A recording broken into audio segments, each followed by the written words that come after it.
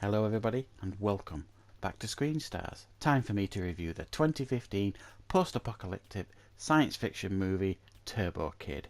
And this is a movie that I've had on my watch list for quite some time. I've borrowed it from a family member who has been insisting I watch it. And I've given it a watch now. And I know this is a personal favourite of some of you on YouTube. You know who you are.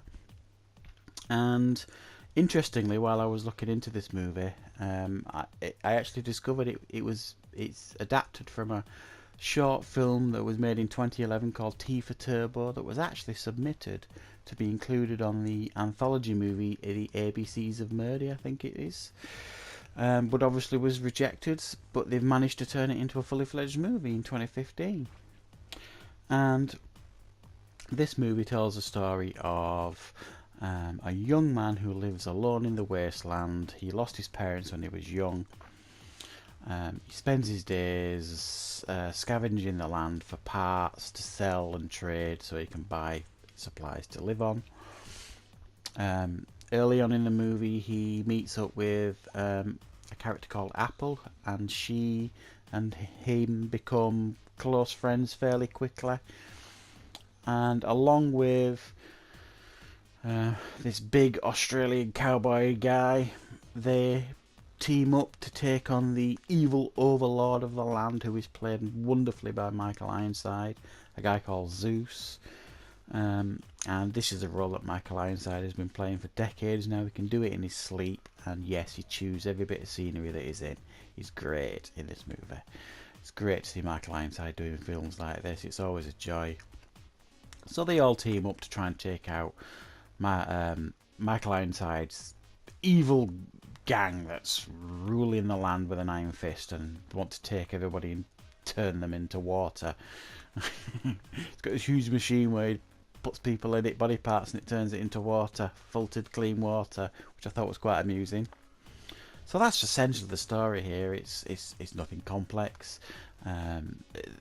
This kid has got an obsession with comic books. This superhero called Turbo Kid. He reads all the comic books and trades parts and supplies to get these comic books.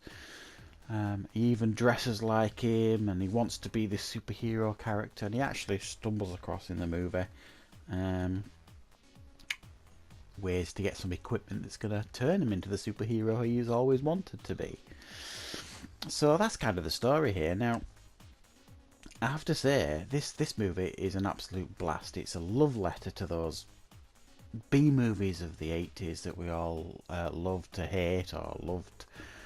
The BMX Bandits, and Hell Comes to Frogtown, and Steel Dawn, the Patrick Swayze movie. It really is a love letter to all those 80s movies, this.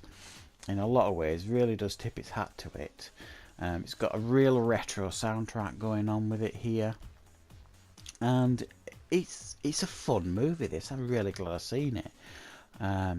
Initially, the first 5 or 10 minutes, I wasn't sure what to make of it, and then it just kind of I settled into it, and I thought, yeah, this is good. And it was fun throughout. In regards to negatives for the movie, there's only 2 real major negatives. It doesn't explain enough in the story. He's obsessed with this superhero character who's in a comic book, and then he stumbles across some equipment that suggests that this guy might have been real, this superhero, and you're just like, whoa, what's that all about? And then I just couldn't get behind the BMX riding, the cycling. They cycle everywhere in this movie. It's like Mad Max with bikes, and they cycle everywhere, and I just couldn't get behind it. It just wasn't exciting. The chases on the BMXs, it just didn't work for me. And I just found it a bit unrealistic. If they had the technology to build a machine that can turn people into water, then I'm sure they could have scavenged some car parts somewhere and put something together and made a car work. So that didn't work for me, the BMXing. Some people might have found it endearing. It didn't spoil the movie for me, it just didn't excite me. That's part of it. But other than that, other than those negatives, other than it is quite a simplified story, everything else worked. There was, like I said, a good soundtrack, good chemistry, it's filmed well, the effects are good. The violence is incredible. It takes your breath away. Actually, it's like hobo with a shotgun type violence. This very comic book style violence, but ultra violent. I would suggest this isn't to be taken lightly. It's like a family film from the 80s with ultra violence thrown in. Like it's like if Quentin Tarantino made a children's film. This film, it was just really surprised me. But a very charming and endearing film. This it has a lot of heart. It's made really well, much better than I expected it to be. And I have to say, this is a movie that I'm really pleased that I saw, and it's a movie that is very impressive in a lot of ways. I don't think it's perfect. It is a bit cheesy and corny, but as a movie in itself, it's fun. And you can look past the faults. It does have a lot of charm to it. And I'm glad I saw this movie. So if you've never seen Turbo Kid, I think this is a film that you should probably put on your watch list. It is fun, it is different, and it is quirky and original, and I'm sure it's a film that you'll enjoy. Thanks for watching.